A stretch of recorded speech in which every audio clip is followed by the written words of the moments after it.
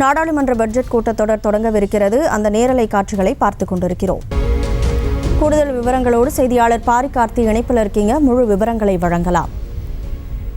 வணக்கம். இன்று நாடாளுமன்ற பட்ஜெட் கூட்டத்தொடர் வெளியாக போயிருக்கும் நிலையில் தற்போது முக்கிய அறிவிப்புகள் வெளியிடப்பட இருக்கின்றன. தொடர்ச்சியாக நாடாளுமன்ற பட்ஜெட் கூட்டத்தொடரில் இன்றைய தினம் குடியரசுத் தலைவர் உரையுடன் இன்றைய துவங்குகிறது. மத்திய பட்ஜெட் கூட்டத்தொடர் இன்று தொடங்கி வருகின்ற 9ஆம் தேதி வரை நடைபெற இருக்கிறது. பிரதமர் நரேந்திர மோடி தலைமையிலான மத்திய அரசின் இரண்டாவது ஆட்சியில் கடைசி பட்ஜெட் கூட்டத்தொடர் என்பது குறிப்பிடத்தக்கது. மேலும் ஆண்டில் முதல் கூட்டத்தொடர் என்பதும் தற்போது குடியரசுத் தலைவர் உரையின் இந்த கூட்டத்தொடரான துவங்க இருக்கிறது.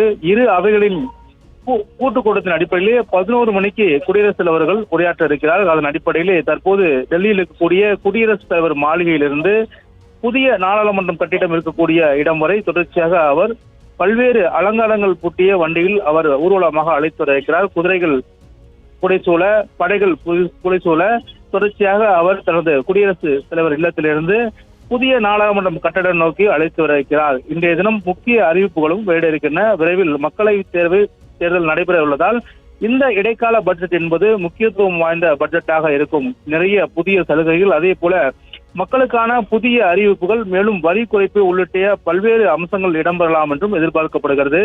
இந்த இரண்டாம் முறையாக ஆட்சி துவங்கிய பிரதமர் நரேந்திர மோடி அவர்களின் இந்த பட்ஜெட் என்பது இந்த 5 ஆண்டு காலத்தின் கடைசி பட்ஜெட். அதே போல இந்த ஜனவரி துவக்கத்தின் முதல் பட்ஜெட்டாகவும் அமைந்திருக்கிறது. இதன் அடிப்படையில் தான் தற்போது குடியரசுத் தலைவர் உரையுடன் இந்த பட்ஜெட் உரையானது துவங்க இருக்கிறது. மேலும் இரு அவைகளிலும் குடியரசுத் தலைவர் உரையாற்ற இருக்கிறார். எனவே ஏற்கனவே சஸ்பெண்ட் செய்யப்பட்ட எம்பிக்களும் இந்த உரையின் போது கலந்து கொள்ளலாம் என்றும் ஏற்கனவே அறிவிக்கப்பட்டிருந்தது. ஏற்கனவே கடந்த நாடாளுமன்ற கூட்டத்தின் போது 11 எம்பிக்களுடைய தகுதியை சஸ்பெண்ட் செய்யப்பட்டது. எனவே அதன் அடிப்படையிலே அவர்களுக்கும் தற்போது சஸ்பெண்ட் ஆனது விளக்கம் செய்யப்பட்டு அவர்களும் இந்த கூட்டத்தொடரில் பங்கேற்கலாம் என்று அறிவிக்கப்பட்ட நிலையில் தற்போது இந்த ஊர்வலமானது நடைபெறுகிறது. இந்த தினம் 11 மணிக்கு சரியாக 11 மணிக்கு நாட்டின் குடியரசுத் தலைவர்கள் இரு அவைகளும் உரையாற்ற இருக்கிறார் என்பது குறிப்பிடத்தக்கது.